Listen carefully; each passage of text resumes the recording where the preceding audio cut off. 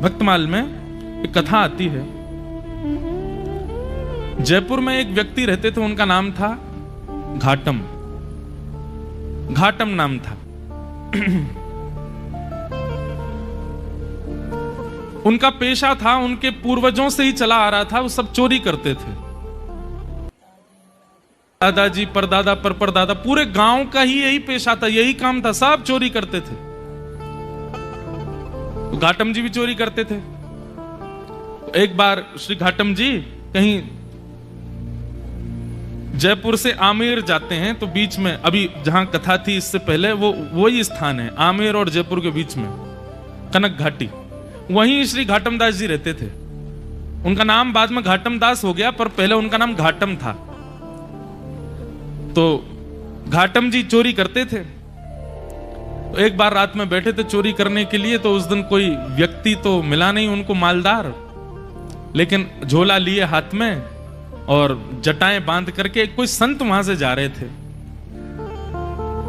घाटम जी बेचारे 2 दिन से तो उनको कुछ चोरी हुई नहीं थी, फिर भी मन में विचार करने लगे, तो महात्मा है, इनकी क्या चोरी करूं मैं, कोई बात नहीं चोरी नहीं करता हूं, प्रणाम कर लेता हूं जाके। और घाटम जी उनके मार्ग पर आ गए और अर्धरात्रि का समय, घनघोर अंधेरा, प्रणाम किया। महात्मा रुक गए, बोले अरे खुश रहो वत्स, क्या नाम है, नाम आदि पूछा, कहां रहते हो, स्थान बताया, क्या करते हो।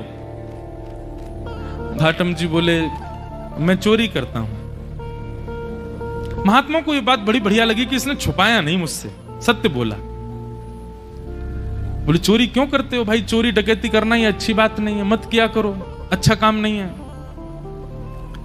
बोले महाराज काम तो अच्छा नहीं है मैं जानता हूं, पर ये तो मेरे परिवार का पेशा है, मेरे पूर्वजों से चली आ रही है चोरी, हमारा परिवार इसी में ही निपुण है। मेरा बेटा है अभी 5 साल का, उसको भी तैयारी करा रहा हूं मैं, उसको भी सिखा रहा हूं कैसे जाना चाहिए, क्या क्या आयुध संग लेके जाने चाहिए, किस प्रकार लोगों को देख करके समझ जाना चाहिए मालदार है कि नहीं है। महात्मा बैठे बैठे, देखो संत का स्वरूप क्या होना चाहिए, संत केवल वहां ना जाए जहां माला और दक्षिणा मिले। संत का स्वरूप है वो जहां जाए, अगर दिख रहा है कि कुछ दूषित स्थान है, दिख रहा है कि इसके अंदर कुछ कमियां हैं, उसको सुधार करे। इसीलिए वो संत बना है, इसीलिए वो साधु बना है, केवल मालदार बनने के लिए नहीं बना है साधु। महात्मा को चिंता हो गई, बोले अगर मैं इसको कुछ सिखा करके नहीं गया और इसका जीवन परिवर्तित करके नहीं गया, तो इस मार्ग से निकलना मेरा दुष्कर हो जाएगा। ठाकुर जी ने मुझे इस मार्ग से भेजा है, इसका मतलब ठाकुर जी चाहते हैं कि इसको मैं कुछ बताऊं। महात्मा जी ने उसको बैठाया, बोले सुनो ये घाटम, तुम चोरी मत किया करो, तुम छोड़ दो चोरी। बोले महाराज जिसके रग रग में, जिसके रक्त में चोरी हो, वो कैसे छोड़ सकता है। अरे हम तो ऐसे हैं, परिवार में भी हम लोग रोटी भी पानी हो तो हम चोरी करके ही पाते हैं, हम रसोई में मांगते नहीं रोटी दे दो, हम वहां भी चुपके से ही जाते हैं। इतना ज्यादा हम लोगों में चोरपन घुस चुका है कि अब ये निकल नहीं सकता। महात्मा थोड़े व्याकुल थे, तो घाटम जी बोले भगवान आप देखिए व्याकुल मत होइए, मैं भी विवश हूं कि मैं नहीं छोड़ सकता चोरी, पर हां चोरी के अलावा जो कहोगे वो करूंगा। चोरी तो मैं करूंगा, लेकिन उसके अलावा आप जो कहोगे वो मैं अपने जीवन में उतार लूंगा, उस आज्ञा को मैं सर्वोपरि मानूंगा। बस चोरी के छोड़ने को मत कहो, चोरी के साथ साथ जो कहोगे मैं करूंगा। महात्मा ने विचार किया, महात्मा बोले ठीक है 4 बातें लिखो। सबसे पहली बात, तुम सत्य बोलोगे। घाटम जी बोले ठीक है, आज के बाद चाहे कुछ हो जाए मैं सत्य ही बोलूंगा। दूसरी बात लिखो, संत जनों का खूब सम्मान करोगे, आदर करोगे। बोले जी महाराज जी। तीसरी बात लिखो, जो भी लाओगे घर में, चाहे चोरी करके लाओ, चाहे प्रेम से लाओ, कमा के लाओ, सबसे पहले ठाकुर जी को निवेदित करोगे, उसके बाद स्वीकार करोगे। बोले जी। और चौथी और अंतिम बात, कहीं मंदिर दिख जाए, मठ दिख जाए, आश्रम दिख जाए, संत दिख जाए, 100 काम छोड़ के चोरी करके भाग रहे हो, सिपाही पीछे पड़े तो भी रुकोगे, प्रणाम करोगे, फिर जाओगे। घाटम बोला जो आज्ञा। अब ये 4 बात मेरे लिए अध्यादेश हैं, आदेश नहीं है, अध्यादेश है। चाहे दुनिया इधर उधर हो जाए, मैं इन 4 बातों को कभी नहीं छोड़ूंगा। संत बोले ठीक है। अब देखो गुरु आज्ञा कितनी बड़ी होती है, ये कोई लिखी हुई कथा नहीं है, ये असली कथा है। आज भी घाटम जी का वहां घर है, आज भी उनका वंश है वहां पर। और इनका जो मतलब कुल गोत्र था, हमारे राजस्थान की तरफ मीणा होते हैं, वो उन्हीं परिवार में से थे। तो घाटम जी ने अपने गुरु की आज्ञा मान ली, बोले 4 बातें मुझे करनी है। एक बार कुछ संतों की टोली जा रही थी, घाटम जी ने देख लिया, दौड़ करके गए, चरणों में निवेदन किया, मेरे घर आ जाइए, प्रसाद पा लीजिए। संत बोले ठीक है, अब घर पहुंच गए। अब लेकिन घाटम जी के घर पे व्यवस्था कुछ नहीं थी भोजन की। पत्नी से कहा 5 मूर्ति आई हैं, भोजन बनाओ। बोले 5? हम 2 के लिए तो भोजन नहीं है, 5 को कैसे पवाऊं मैं? घाटम जी बोले गुरु आज्ञा निरर्थक हो जाएगी, मुझे कैसे भी इनको 5 को प्रसाद को पवाना है। घाटम जी ने देखा कि पड़ोस में एक कोई व्यक्ति रहता, उसके पास में उसके गेहूं अनाज आदि का भंडार है, थोड़ा चोरी करके ले आता हूं, उससे बना के इनको पवा देंगे, गुरु आज्ञा पूरी हो जाएगी। गुरु जी ने यही तो कहा है कि संतों की सेवा करो, अब कैसे भी करो, चोरी करके करो चाहे कुछ करो। दौड़ करके गए, वहां से कुछ अनाज आदि ले आए, घर पर ला करके प्रसाद बनवा करके पवा दिया।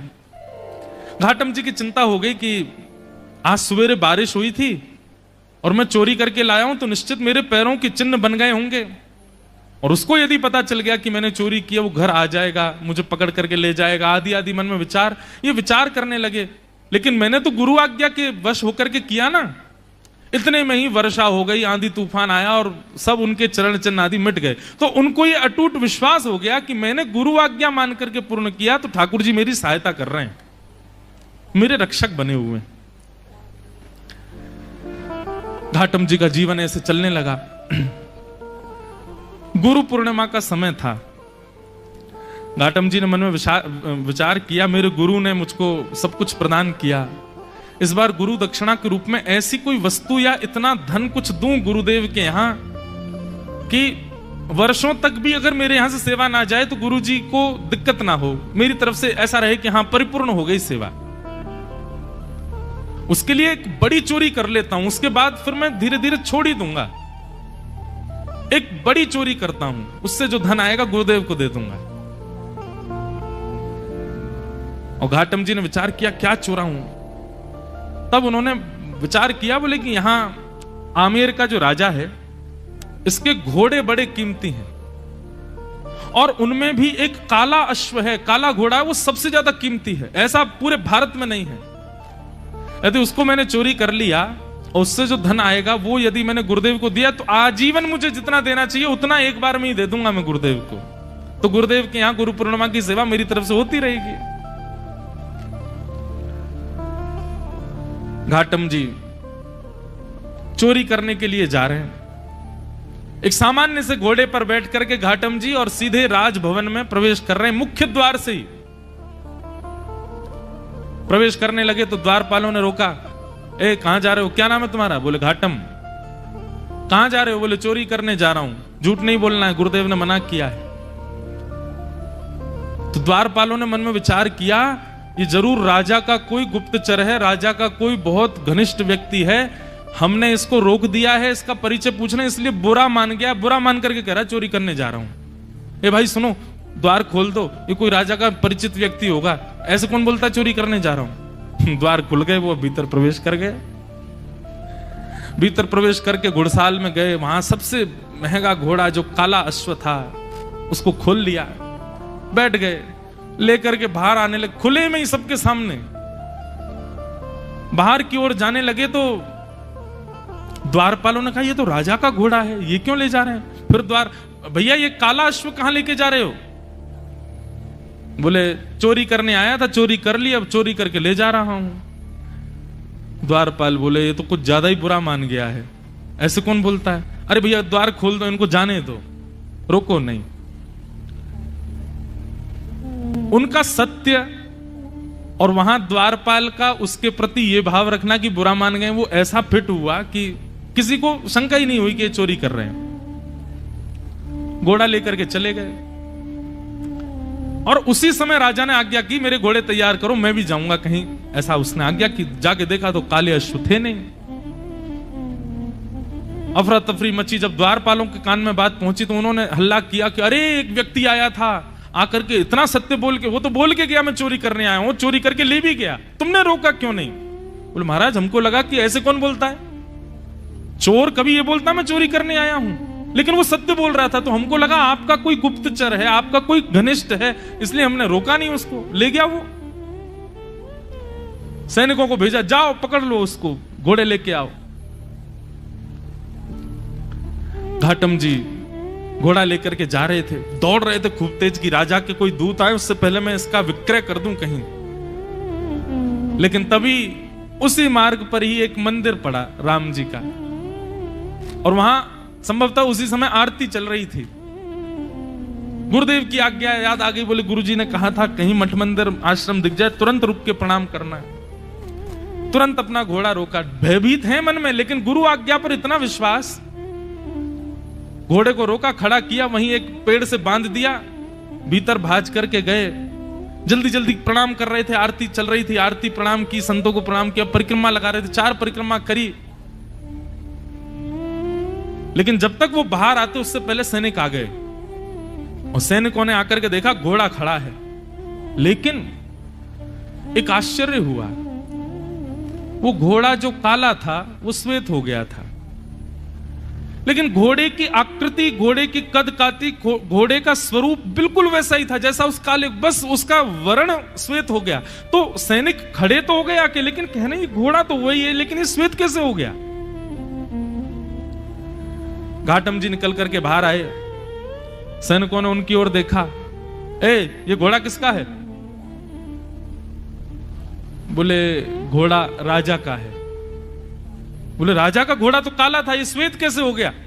तुम चोरी करके लाए ना? बोले हाँ मैं चोरी करके लाया। ये श्वेत कैसे हो गया? बोले ये तो मुझे नहीं पता, क्योंकि मैंने जब बांधा था तब तो काला ही था, ये श्वेत कैसे हुआ ये तो मुझे नहीं पता। अरे तुझे नहीं पता, ऐसा कैसे बोल सकते हो? बोले मैं सत्य बोल रहा हूं, मुझे लगता है मैंने जिनको निवेदित किया उन्होंने इसको श्वेत कर दिया। सैनिक बोले क्या बोल रहे हो ये? बोले हाँ मैं जो भी चीज लाता हूं पहले ठाकुर जी को निवेदित करता हूं, तो शायद ठाकुर जी श्याम वर्ण के हैं, उन्होंने सोचा होगा श्याम वर्ण के घोड़े पे मैं बैठूं दिखूंगा ही नहीं, इसलिए उन्होंने श्वेत कर दिया। सैनिक बोले ये क्या तुम बोल रहे हो? बोले मैं सत्य बोल रहा हूं, ये वही घोड़ा है जो राजा का है, मैं चोरी करके लाया हूं, मैंने बांधा था तब काला था, आप लोग आए तो कहीं आप मुझे पकड़ो ना, इसलिए ठाकुर जी ने श्वेत कर दिया, पर संभवतः आपने पकड़ लिया मुझको। तो तुम ये कहना चाहते हो ठाकुर जी तुम्हारी चोरी में सहायता कर रहे हैं? नहीं नहीं, सहायता तो ठाकुर जी नहीं कर रहे हैं, पर ऐसा कह भी दें तो कोई अतिशयोक्ति नहीं, कर तो रहे हैं, श्वेत उन्होंने ही किया है। बोले इसकी बातें हमें समझ नहीं आ रही, इसको पकड़ के राजा के पास ले चलो। राजा के पास ले गए, राजा ने जब घोड़ा देखा, राजा खुद आश्चर्य, बोले ये है तो मेरा ही घोड़ा, पर ऐसा भी नहीं कि इस पर कोई रंग लगाया हो, इसका वास्तविक रंग श्वेत कैसे हो गया? घाटम जी से पूछा, घाटम जी बोले मैं सत्य बोल रहा हूं, आप लोग मान नहीं रहे हैं, मैं ठाकुर जी को निवेदित करता हूं, जो भी चुराता हूं मैंने ठाकुर जी को निवेदित किया, उनको नहीं भाया होगा काला, इसलिए गोरा कर दिया। घाटम जी की बात पर किसी को विश्वास नहीं हो, तब राजा बोला एक तरीका है, यदि तुम्हारी बात में इतनी सत्यता है कि ये वही घोड़ा है, तो मेरे घोड़े के गाल के पास में एक मस्सा है, यदि वो मस्सा इसके हुआ तो मैं समझ जाऊंगा कि भगवान तुम्हारी सहायता करते हैं, तुम्हारी गुरु आज्ञा ही तुम्हारी सहायता करती है, तुम जो करते हो सब, और मैं तुमको छोड़ दूंगा। राजा ने जाकर के घोड़े की नार पर जब बाल हटा करके देखा तो वो मस्सा बिल्कुल वैसा ही था जैसा एक काले घोड़े के था, वही घोड़ा। राजा से विश्वास नहीं हुआ नेत्रों पर, उसी समय चरणों में गिर गया। बोले महाराज आपके गुरु आपके बने रहें, पर आज से मेरे गुरु आप हैं, आप चोरी चकारी छोड़िए, सारे काम छोड़िए, आज से आप मेरे दरबार के राजगुरु हैं। आपकी गुरु आज्ञा इतनी प्रतापशाली कि आप एक चोरी का कृत्य करते हैं, उसमें भी ठाकुर जी सहायता करते हैं आपकी, आज से आप मेरे राजगुरु। और श्री घाटम जी को राजगुरु बना दिया।